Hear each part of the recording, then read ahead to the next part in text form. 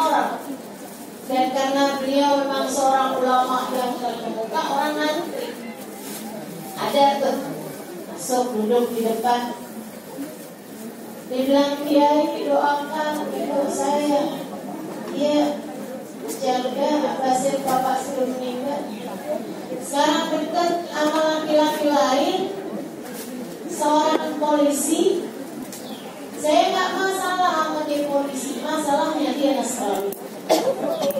Saya takut kalau ibu saya nih cinta sama dia, kawin sama dia, ibu saya imannya kayak nggak cukup kuat gitu. Saya takut, ya apa yang harus saya lakukan? Kayak saya ngasih lembaran sholawat. Dia bilang nih, baca sholawat ini. Berapa kali Kiai? 300 kali tiap hari. Ini aja Kiai, dah ini aja. Amalin. Bismillah. Dia jalan, gak lama kan ngantri kan. Ada yang lain-lain. Dia bilang, Kiai doain anak saya nih Kiai sekarang minum minuman keras, seneng banget mabok, kena pergaulan bebas, akhirnya jadi anak gak benar. Apa yang harus saya lakukan kirim anak saya siap? Serius kalian? Dia bilang apa yang harus saya lakukan kirim? Ini saya ambil lembar itu juga tuh. Nih baca salawat kalau gitu. Berapa banyak kirim? 300 kali setiap. Ketika mereka semuanya berpergi, ada beberapa permasalahan disampaikan kepada kiai saya. Semuanya jawabannya untuk banyakin baca sholawat. Sampai ketika mereka semuanya sudah pergi, saya tanya sama kiai saya, Kiai, malas mikir atau gimana nih? Kenapa gitu Syarifah? Dia bilang. Dan kebetulan memang yang pesantren di situ yang Syarifah saya sendirian waktu itu. Dia bilang, kenapa gitu Syarifah? Karena pertanyaan orang macam-macam jawabannya sholawat. Ya dalam pikiran saya tuh saya kayak kurang kreatif.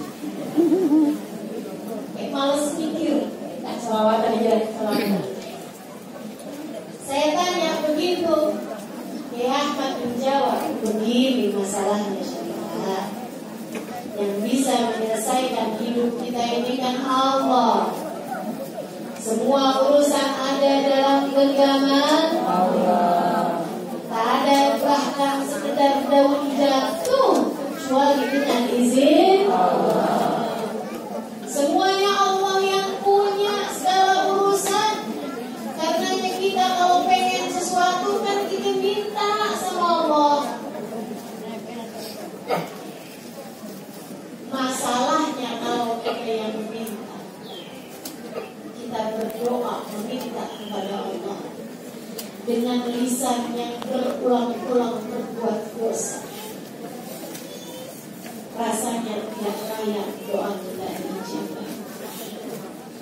Kita tenaga tangan meminta kepada Allah agar Allah mengijabah hajat kita, tapi tangan kita juga berulang-ulang mengerjakan dosa.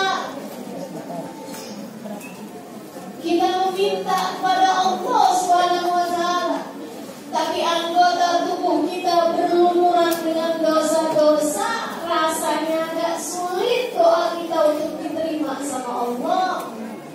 Karenanya kita berbanyak salawat kepada Nabi Muhammad. Ketika kita memperbanyak salawat kepada Nabi Muhammad, nanti Nabi Muhammadnya kenal. Begitu Nabi Muhammad kenal, Nabi akan perhatian. Saya ulangi, semua urusan ada dalam genggaman Allah. Maka kalau kita menginginkan sesuatu, kita berdoa meminta kepada Allah. Akan tetapi ketika kita berdoa kepada Allah, lisan kita penuh dosa, tangan kita penuh dosa, hati dan anggota tubuh kita penuh dosa. Rasanya agak sulit untuk berharap doa kita menjadi doa yang mustajab. Akan tetapi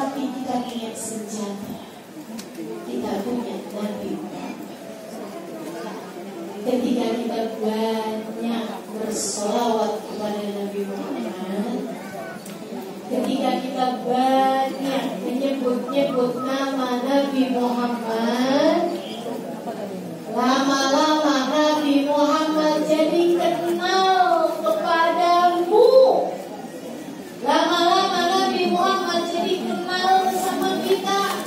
Dan Nabi itu kalau kenal bakalan perhatian. Perhatian beliau tunjukkan dengan yang menjadi hajatmu akan dimintakan oleh beliau pada Allah. Maka ketika kamu berdoa meminta kepada Allah, ketika kamu bersolawat kepada Nabi Muhammad, doamu dimintakan oleh Nabi Muhammad. Mana yang lebih besar? Doamu atau doanya dimintakan? Yang suka ngadu, anak saya kok bandel, anak saya susah dibilangin, anak saya suka ninggal sholat, apa yang harus saya lakukan? Banyakin baca sholawat. Niatkan, ya Allah, lihatin anak saya, Rasulullah, lihatin anak saya. Ya Allah, bukankah anak saya adalah hamba? Ya Rasulullah, bukankah anak saya